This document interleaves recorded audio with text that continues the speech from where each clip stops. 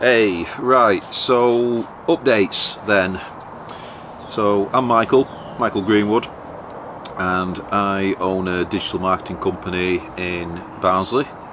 And so far this week, we're on Tuesday afternoon, and I'm just about to get stuck into some sales actually. So yesterday we had a split session doing a bit of photography, a bit of filming as well of some treatments for one of our aesthetics clinics clients.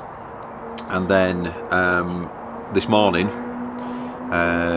for a training client, we've been at a care home getting some feedback on the apprenticeships, and managed to get in 3 interviews. We got some interest as well, so drummed up a bit more business for the collaborations and partnership between one of my clients and this particular client of theirs. So they expressed interest in wanting to do a regular weekly video podcast. So I just wanted to talk a bit about how that would be facilitated, really. So let's say you want to really up your game in terms of your video marketing.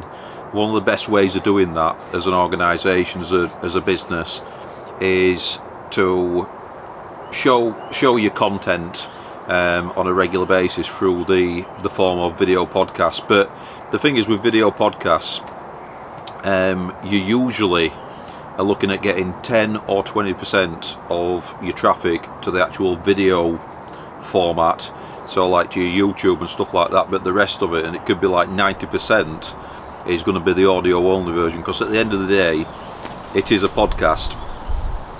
So that's the way that usually works. So you're kind of repurposing the media, the content. So and it's a really good idea. You can there's different ways of distributing it.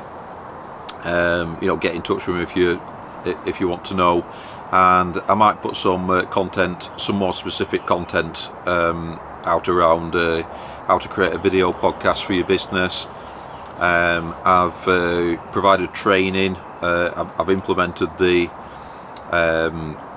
video podcasts for some of my clients as well. I've trained some of my clients in how to do their own podcast. So it's a big thing, and it's still a growing industry as well. It's not always the go-to thing when you think about marketing. When you're thinking about marketing, you might think about doing videos, and you might think about doing online ads and paid ads, Google ads, Meta ads, and all that kind of thing. But when actually looking at the particular ways of doing video marketing, video podcasting is definitely one of those ways, and it's working really well for my clients. So if a client wants a regular once a week podcast to go out, what is the best way to actually facilitate that and get that done? In my opinion, the way that I do it is I'll meet them once a month for half a day. So half a day's worth of filming, and what you want to do is get 4 episodes filmed in that time. Four episodes which are about half an hour each, and you can get that done, and that means there's economies in setting up. So setting up the lights once, so setting up all the lighting, setting up the microphones, setting up any live cutting, like the Blackmagic 8 and Mini. I don't want to go into too much detail in this, but just keep it a nice overview, keep it nice and understandable if you're non-technical. Setting up the cameras, like I said, all the mics and everything once a month, and then I can create 4 episodes from that, and they can be distributed regularly on a weekly basis. It's same with other types of content as well. If you want a reel going out a day, like a vertical piece of content going out a day on social media, you can batch film it once a month in half a day. If you know what you're talking about, if you do your scripting and bullet points and your prompts, you can get it done. And what I'd usually suggest is that you have a change of clothing, so you can change a shirt, so it looks like you're doing it on a different day. And then obviously have your topic, your topics that you're going to be talking about. Have those all clear in your mind and stuff like that, and then you can get stuck into it. So it's very possible to create 4 episodes, and that's going to be 52 episodes a year, and you can do a lot in your business with 52 episodes of a podcast. And then if you want to take some time off, from the business, you don't feel tied to it then, so you don't feel like, oh, I need to do a piece of content once a week and then put it out there. You can just do it once a month and batch it. That's how Henry Ford would have done it with the black Ford Model Ts. You can have any colour as long as it's black. It's production line, so you do all your content on one production line, and then you do your editing, and then you can clip into reels and stuff like that. So, and it's not just a long form video as well. You're not just doing 30 times 4 long form pieces of content. You can actually create a lot of clips from that as well. So you might be able to get like 30 clips from each episode. So you actually you're not just producing 4 long form videos. You can get like 120 clips out of that. So you've got like loads of content. So you could be putting a reel out every day. You could be putting 4 reels out a day, depending on how you want to do it. So there's plenty to be going at, but the real traffic comes from the audio side of it. But I always say to people who are just doing audio only podcasts, why don't you get cameras out and film it as well, and then we can switch as well when we're filming it, so it's more economical on the editing time. If you really play it right, you can, like I said, you can get all your content for the month pretty much filmed in half a day. So yeah. What am I doing for the rest of the day then? So there's some sales, some marketing. The way that I like to split my day as a digital marketing agency owner is I'll tend to do half service delivery, and I'll do half marketing and sales. So there's 3 pillars of business. There's marketing, sales, service delivery, or fulfillment. And to distill it down and make it even simpler than that, we can say there's just getting clients and keeping clients, basically. So it's usually half and half getting clients, half keeping clients.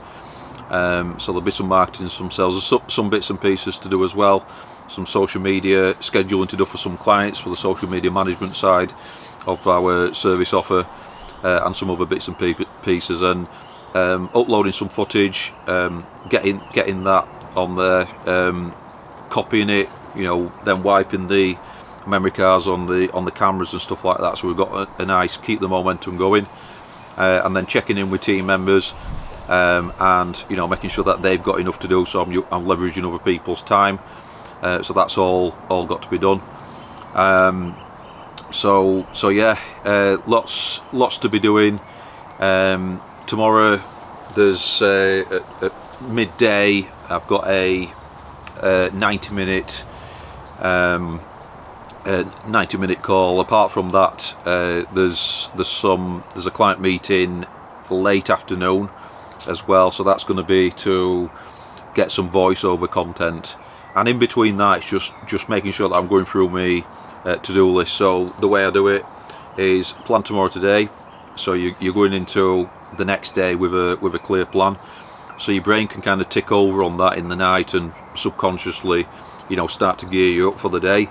So I tend to find that if I plan tomorrow today, then I'll kind of 2x the output just by doing that one thing, because your subconscious can then be working on that and, like I said, gearing you up for it really, and just kind of priming you for doing it. That's what I believe. And then part of that is having 3 non-negotiables a day, so 3 things that are going to actually move the needle in the business. It's like this morning, before I was setting off to do the filming, there were some leads that came in, so I gave one of the leads a call, and chatted through a bit of a strategy. So that were a local Barnsley business, so I made sure I got that in, and I actually had to make a decision as well. So because I'm a busy business owner, it were either do that call, do that sales call, or nip into the office to get this certain tripod that would have been beneficial to the job, but I ended up using something else, and that were absolutely fine, and we got the job done. So sometimes you're kind of balancing things, and you're making decisions and all that kind of thing. So it's very important to realise that as well.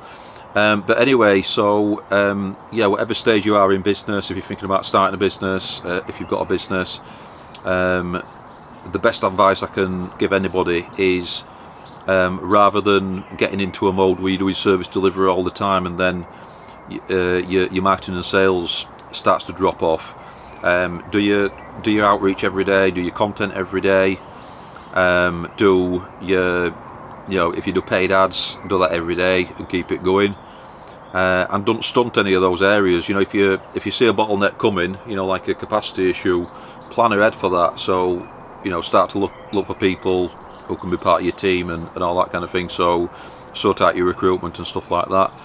I mean, I to keep the momentum going with the content, I mostly do it every day, but it's good to also batch it as well. So I've got enough coming. So in case I do have a time where I like the consistency of every day, showing up, doing the consistency. So if you can do content every day, you'll get into the swing of it. You'll become more confident on camera. So the optimum for anything is going to be like every day, like daily exercise, daily eating well, and all that kind of thing. Daily breathing exercises, daily meditation. But the batching of the content, because it can be quite intensive, and sometimes it's coordinating people, and sometimes there's a difference between like doing a vloggy style camera mic, little tripod thing here, just sat outside in my garden, to actually doing a full production where you've got multiple cameras and all that kind of thing. So that kind of content I definitely try and batch as much as you can and get as much out of it. I mean, I've been known to film content for a brand message video for a client, and then get some FAQ style videos, and then if they've got, and get some customer testimonials as well, and just film as much. We're here now, the camera's here, we're all set up. Do you fancy doing this as well, and going a bit ad hoc as well? But it's always good to script things and have something laid out and a plan. You fail to plan, you plan to fail. Pre-production. There's a saying in videography where everything that you do in production, if you can get your production nice and tight, and that's going to be informed by your pre-production, then you don't need to save it in post. There's this whole thing about, can you save it in post, can you fix it in post? But everything you do in post is going to take a lot longer than just getting it right on the day, with your production. And you get it right in the day on the production by planning ahead and being professional, basically, so you've got everything moving nicely. So you get the leverage is in the production.